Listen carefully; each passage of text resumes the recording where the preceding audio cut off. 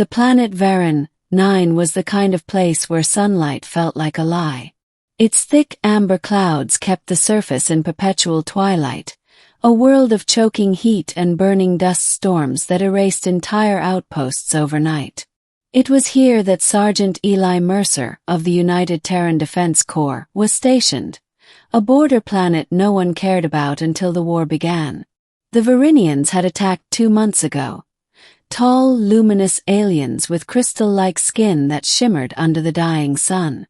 They were faster, smarter, and cruelly efficient. Most humans had fled, leaving behind only soldiers and researchers too stubborn or too poor to leave. Eli had stopped asking why he stayed. Duty, maybe. Habit, definitely. Hope. That one had died a long time ago. Until that night. The alarm screamed at 0200 hours. A small craft had crashed 20 kilometers north of base, outside safe perimeter lines. Command ordered a patrol to investigate. Eli volunteered.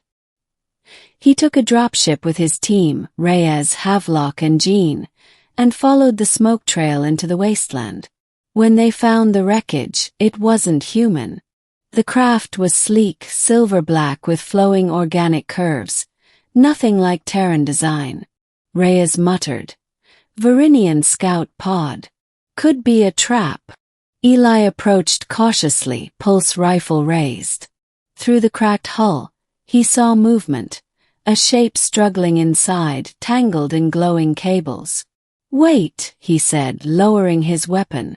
There's someone alive in there. The others hesitated, but Eli climbed in. The air was thick with ozone. A figure lay pinned beneath a shattered console. A Erythian female, small by their standards, her crystalline skin flickering faintly with violet light. She was bleeding, if the glowing liquid seeping from her shoulder could be called blood. When her eyes opened, Eli froze. They weren't hostile. They were terrified. Please, she rasped in broken English. Help me. Eli didn't think. He cut the cables, lifted her out, and carried her to the dropship. Reyes objected, shouting, Are you insane, Mercer? That's the enemy. Not tonight, Eli said. Tonight she's just someone dying.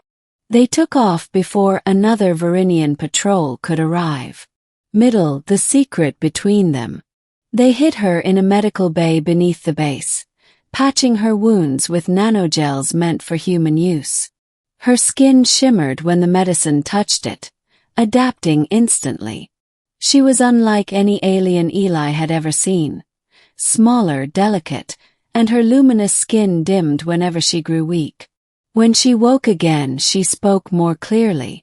My name is Elira, she said softly. You saved me. Eli, he replied, watching her carefully. Sergeant Eli Mercer.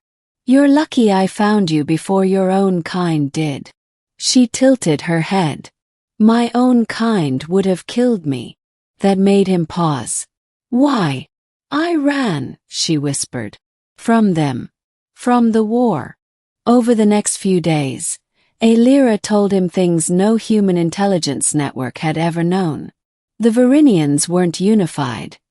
Their empire was fractured between houses fighting for dominance. Her house, the House of Vane, had once ruled peacefully, but others had turned to conquest. Elira had fled after refusing to weaponize a technology that could drain entire planets of life. The more Eli listened, the more uneasy he felt. You're saying your people are planning something bigger than war. They are feeding, she said.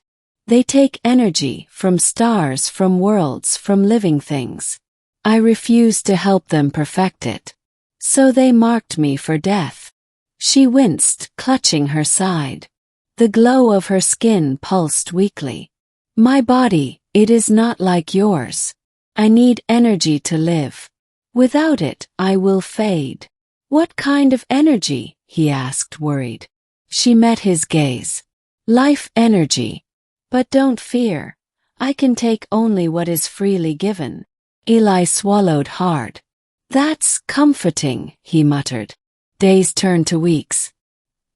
He kept her hidden, feeding her scraps of energy from the base's reactors. Every time she touched the console to draw from it, light rippled across her body, almost mesmerizing. He started noticing things. When she laughed, the room brightened. When she was angry, the lights dimmed. And when she smiled at him, really smiled, something in his chest stirred that he hadn't felt since Earth. Middle, the reward that shouldn't exist. Command eventually learned something was off. Supplies were missing, power surges detected. They sent investigators. Eli knew it was only a matter of time before they found Elyra. Eli, she said one night, her voice trembling. You cannot stay. They will kill you if they know you helped me. Then we run, he said. She stared at him in disbelief. You would abandon your world for me? I'd rather run with you than fight for people who forgot what we're fighting for. But before they could escape, the attack came. The Varinian fleet descended upon Varan 9 without warning. Their weapons tore through the sky, and the base went up in fire.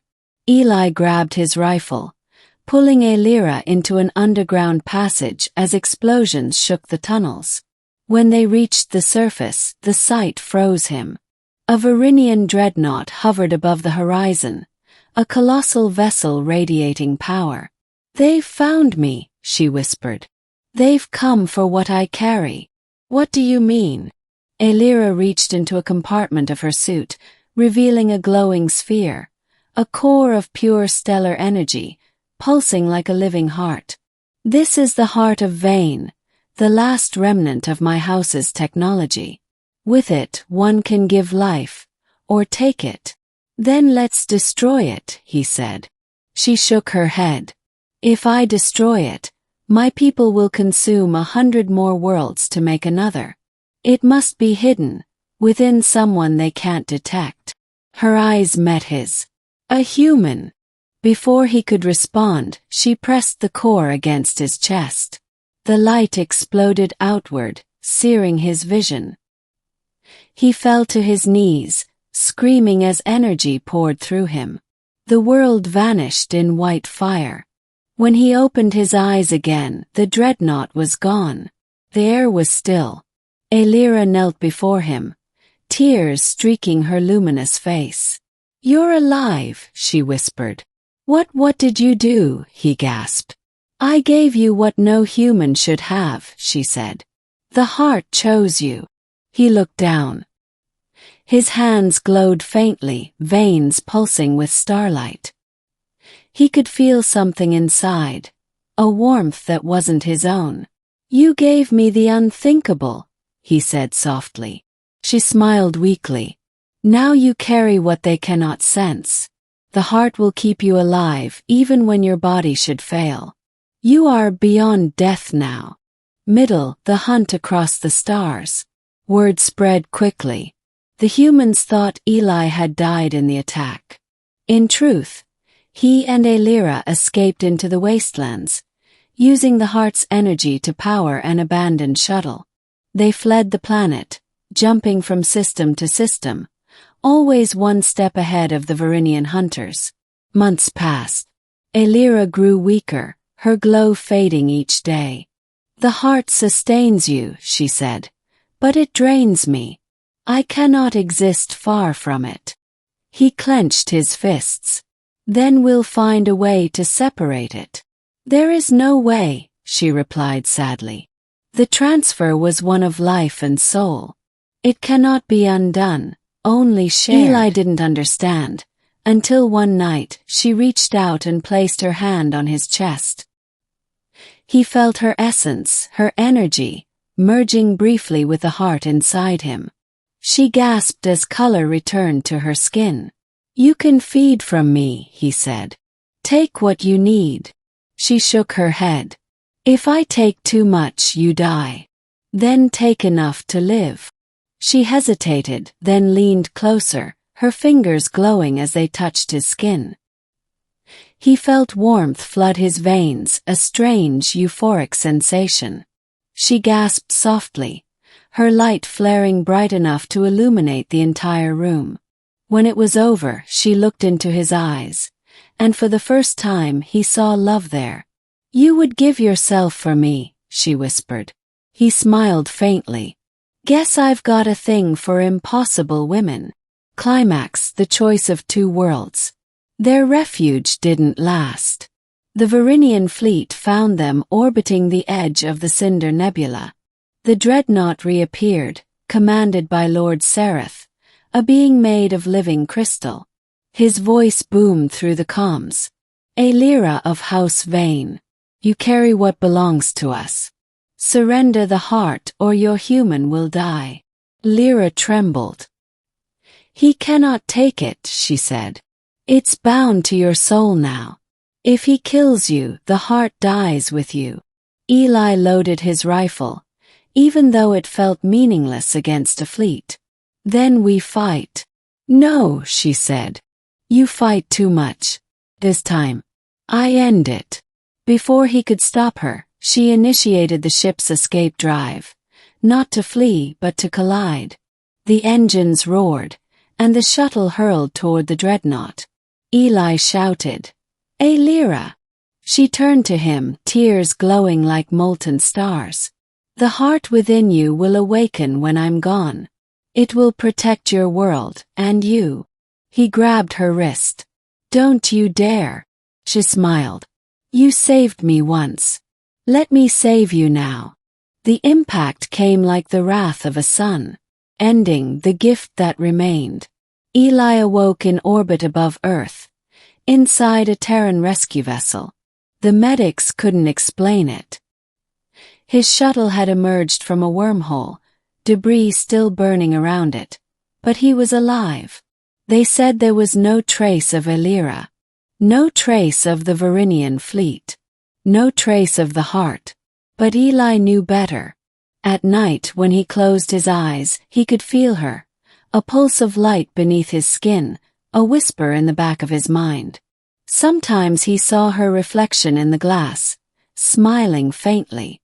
One evening, as he stood overlooking the Earth from orbit, his chest glowed softly, and he heard her voice. "Eli, the heart still lives in you. It will guide you when the stars darken." He smiled sadly.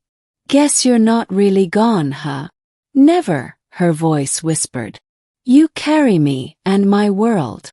Years later, historians would write of Sergeant Eli Mercer, the man who stopped the Varynian advance when the enemy fleet mysteriously vanished. They called him the Immortal Guardian, though he never told anyone why. Only he knew that deep within his heart burned the light of an alien girl who gave him the unthinkable. Her life, her power, and her love. And in the silence between stars, that light would never fade.